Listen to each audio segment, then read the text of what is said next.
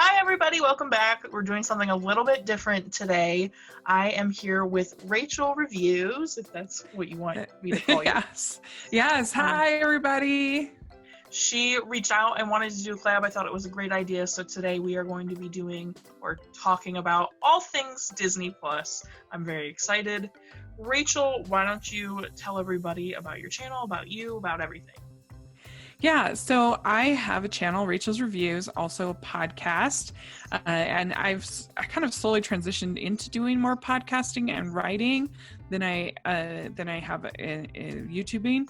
But I do have every Monday I have family movie night where I post a video with a pick for that's family appropriate for family home evening and other activities, and I've been doing that I have over 200 recommendations. So I've been doing it for a long time, and I've done a bunch of Disney films as part of my recommendations. I do Disney Scares Month every October. That's really fun.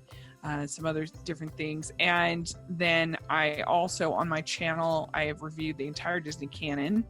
And so that's always fun. Disney Canon Project. I will be doing Frozen 2 eventually.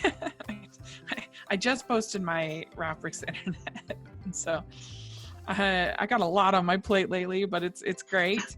And then I also do on Rachel's Reviews, I do a Talking Disney Classics series with my friend Stanford, where every month we talk about a different classic Disney canon film, and we allowed the random number generator to pick, because we didn't want to do it in chronological, because we didn't want to get one of those dry periods where it's like, ooh. We wanted to shake it up a little bit, and so in December we're actually going to be doubling up. We're going to be doing Frozen 2, and then we're also going to be doing the two Spanish Latino movies.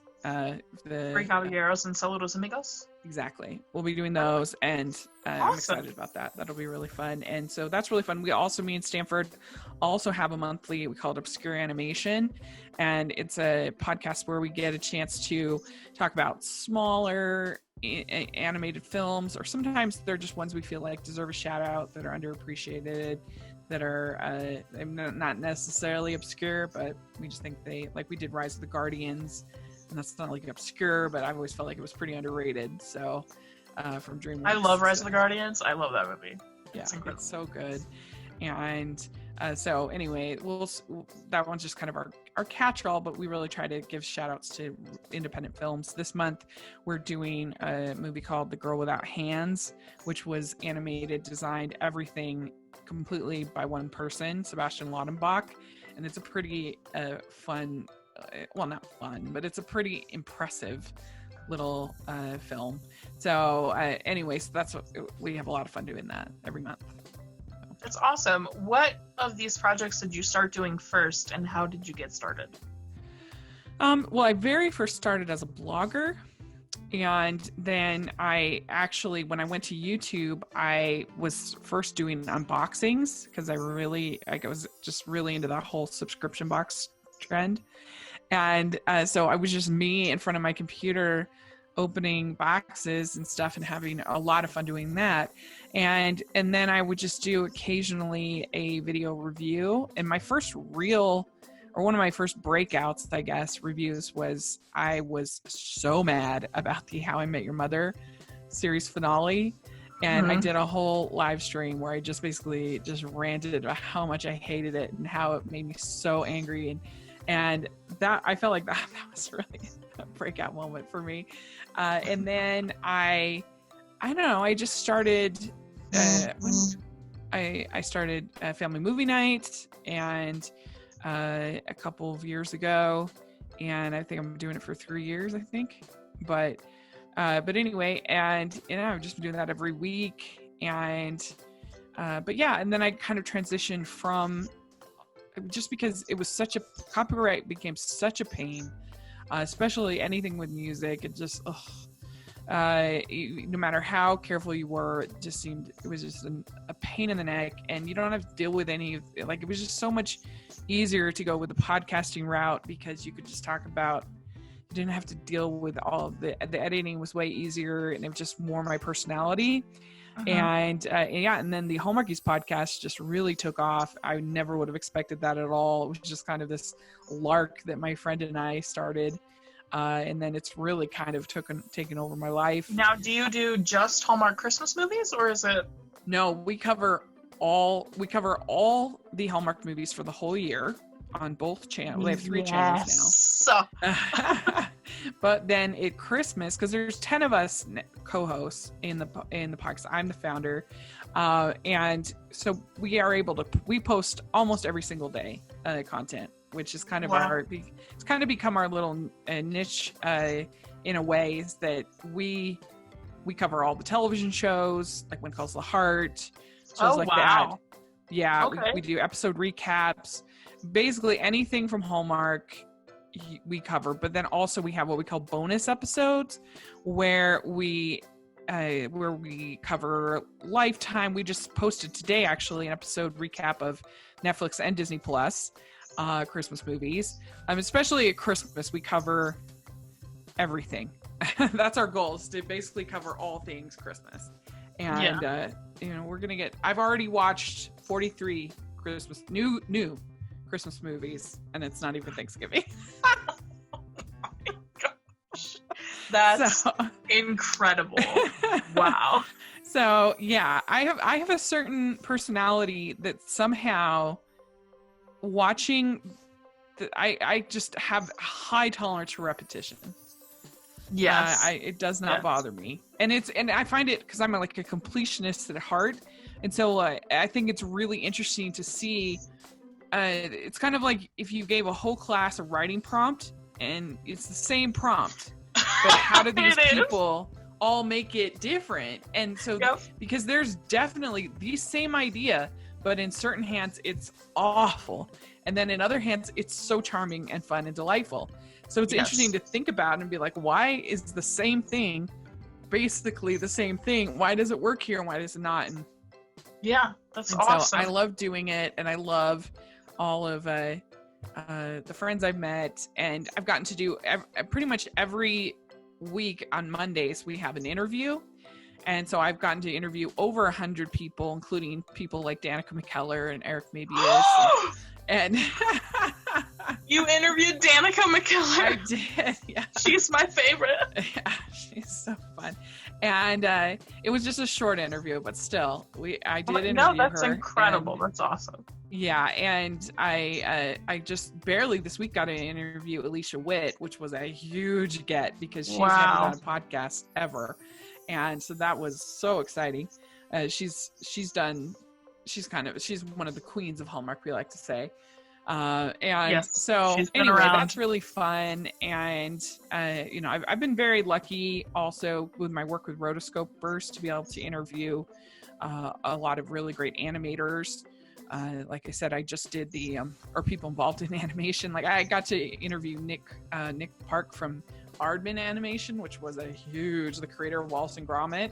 That was a huge honor. I've been very, very blessed. I work really, really hard, but yeah, they're definitely. That's amazing. That's amazing. Very, very. Well, thank you for coming to talk about all things Disney Plus today. Yes. Why don't we start with what were on Rachel's channel? We are talking first impressions and about Lady and the Tramp, the new live action Lady and the Tramp. But why don't we just briefly mention, like, on launch day, what were your expectations? What surprised you?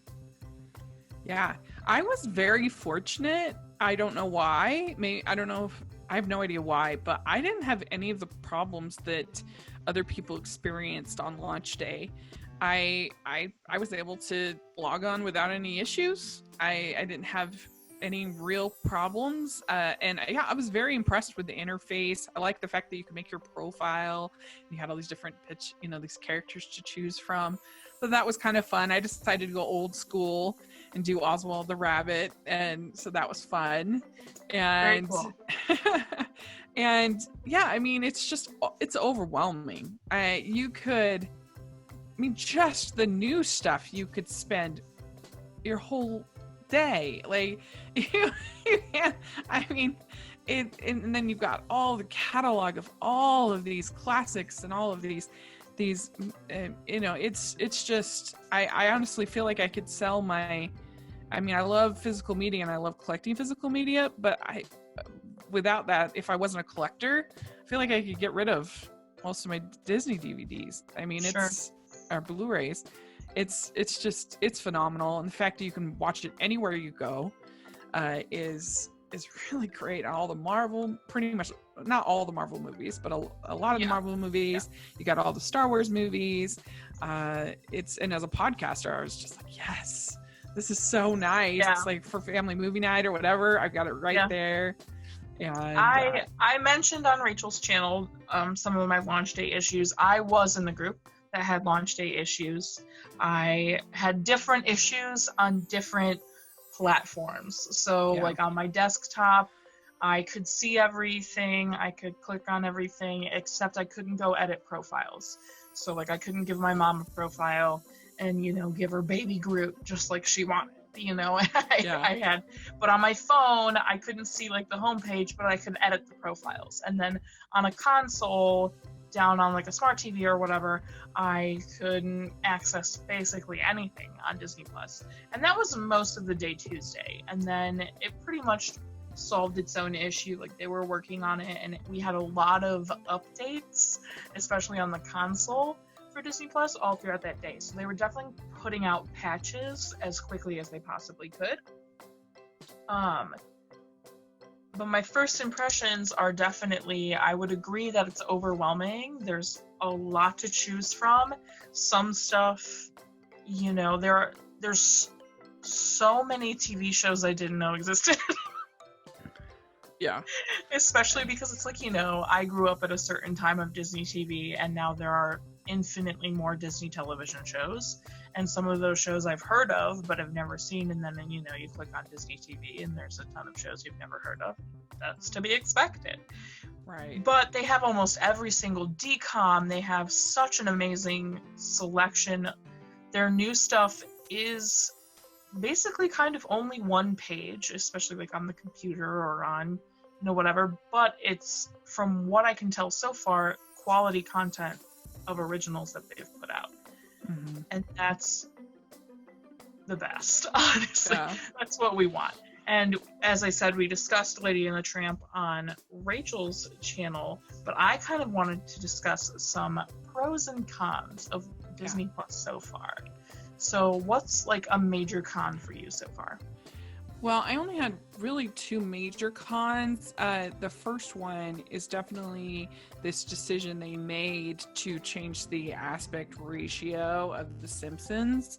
And I don't know if they did that for other television shows, but especially with The Simpsons, where there's so much background humor that it's like essential to the show, that cropping out large portions of the early episodes, it just looks, it's just not good. And especially, I feel like you shouldn't do that kind of thing without the express approval. And it seems like, from what I've seen on Twitter, the Simpsons, the artists, the other people, like, seems like they weren't consulted at all. And then it's not like, I feel like that's the classy way, if you are making this choice, is to involve the Simpsons team at the very least. Yeah. For those of you that don't know what we're talking about, obviously Disney now owns The Simpsons because they bought 20th Century Fox, and they released it on Disney Plus, and they took it from its original 4:3 ratio for like a tube TV, and zoomed it in to make it a 16:9 widescreen ratio.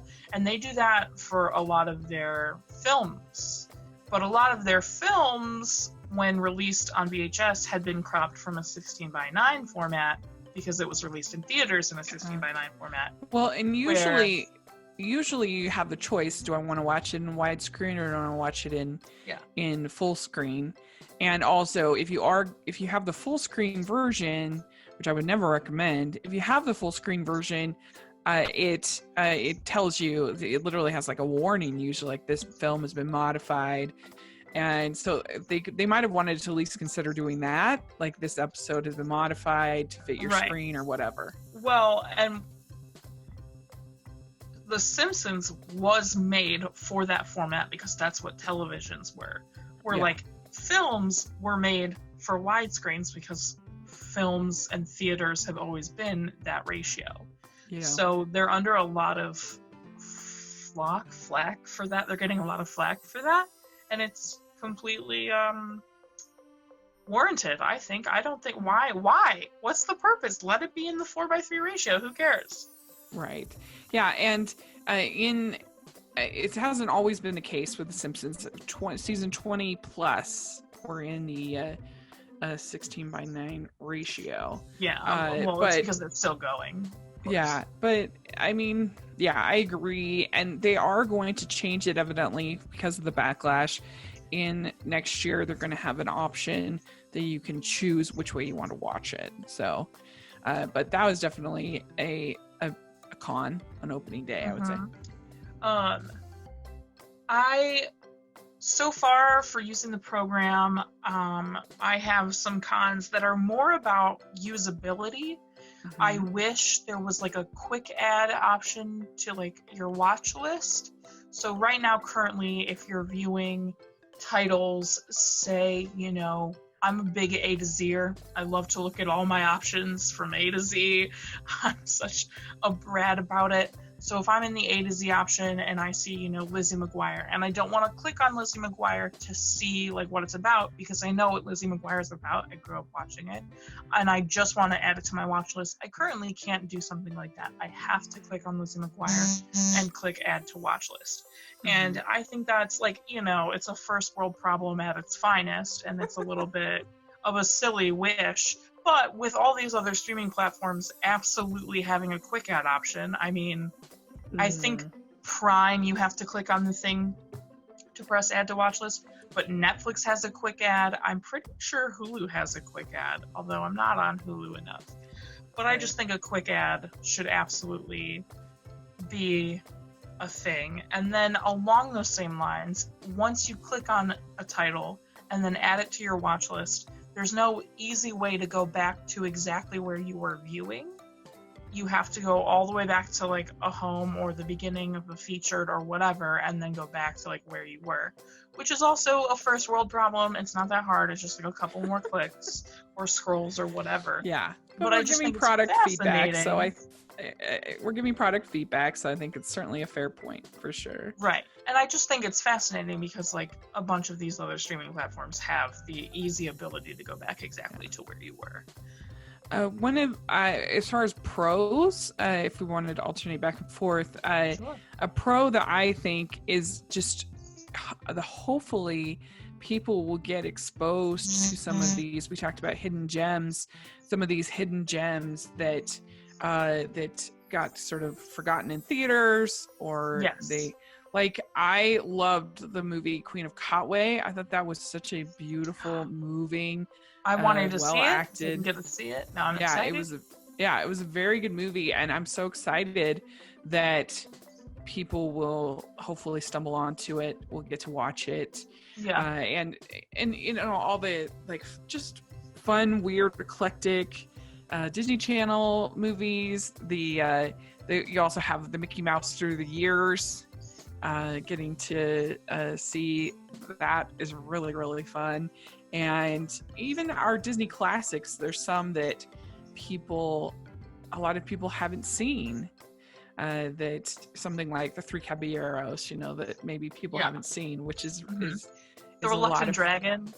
Yeah, exactly. Or older movies like Robin Hood and His Merry Men, or just Almost Angels. I mentioned Almost Angels in Rachel's video, and everyone on my channel knows that that's one of my favorite hidden gems. And they have it on Disney Plus, which is something I would have never expected. And there's Fuzz Bucket. is on Disney Plus, which Right. like I could have lived without, but like Fuzz Bucket's on Disney Plus, so like people are gonna be exposed to Fuzz Bucket. I won't be alone anymore in Fuzz Bucket. Yeah, It and a is, lot of things that like Gravity Falls, hopefully people will watch because that's such a great show. yes. Things like that. Yeah. I'm such a nerd about the technical stuff. Some technical stuff I love about the platform. It's just the simple things, you know. I love that on the main homepage, which I have screen recorded, so at some point maybe I'll show so everyone can see, kind of, for the people who might not have Disney Plus.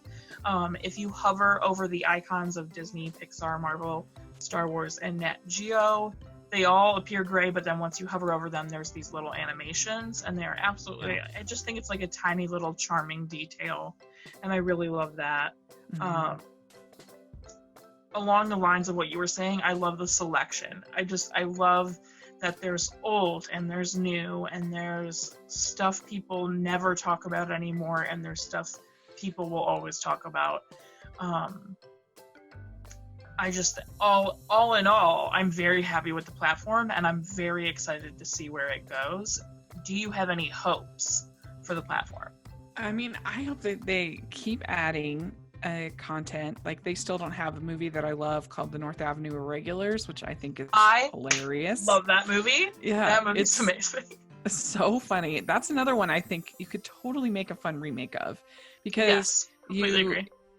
there's so many funny, talented female comedians Yep. that and it's one that people aren't aware of and don't know, but it's so funny, and I would love to see that get added.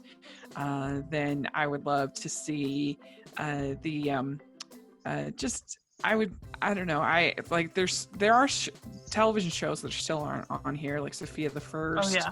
Which is a lot better than people think, oh, this is just a kid's show. Absolutely. It's a lot better than that. Also, I think you could get some more Muppets on here, would be nice. Yeah. I don't even know. I definitely agree. I remember back when they said they were going to have Disney Plus, they advertised it as having their entire catalog. Yeah. And a lot of people, especially on my channel, because there have been movies I have encountered that I have not been able to find or watch.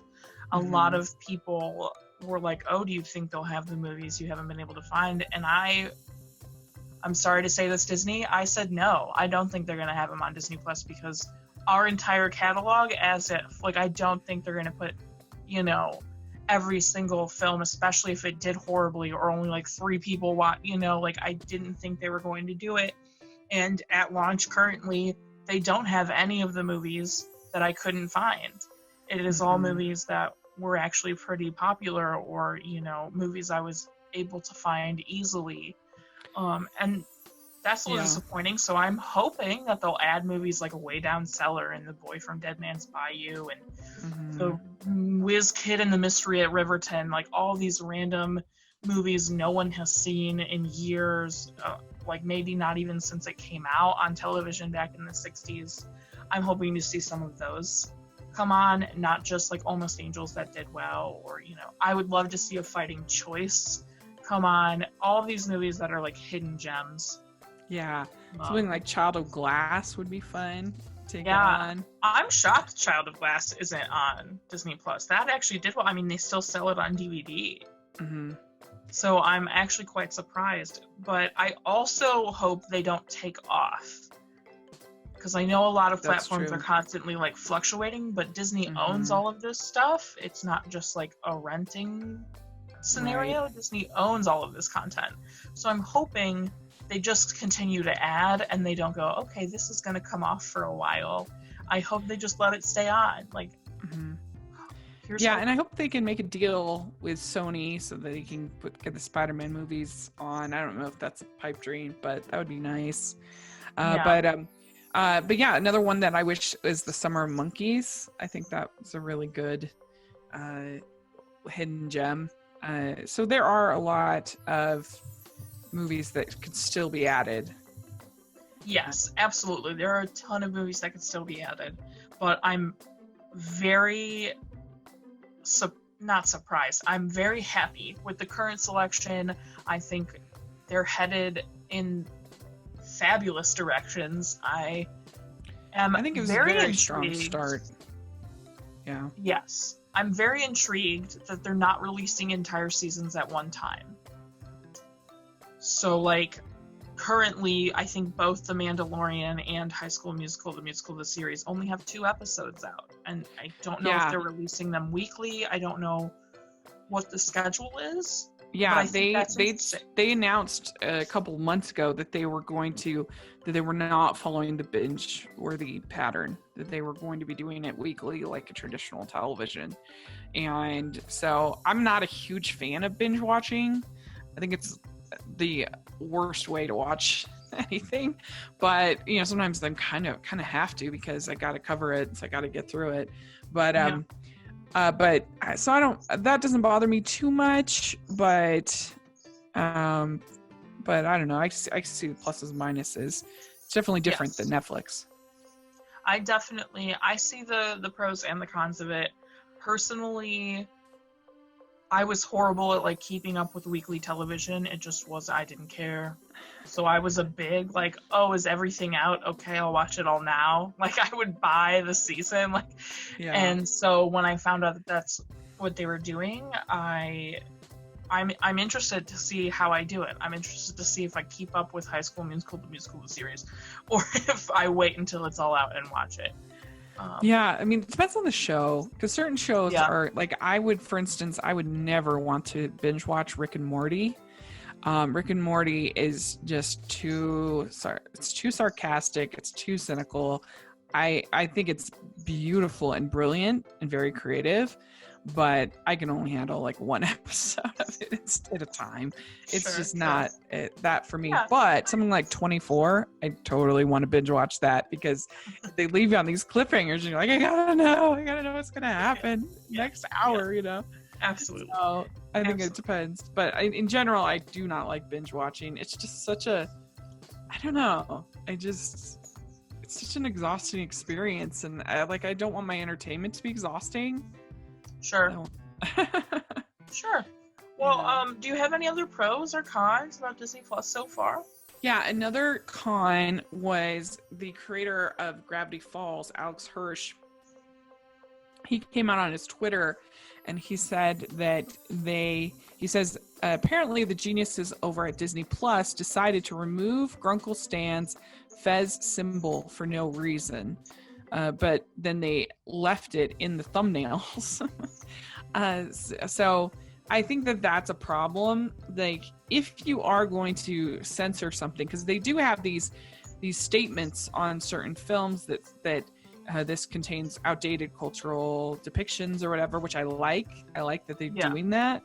But if you are going to do something like that, I think, if you're going to censor that, I think you certainly, at the very least, should tell the creator that you're changing his art. Like, that seems very, very in poor taste to me.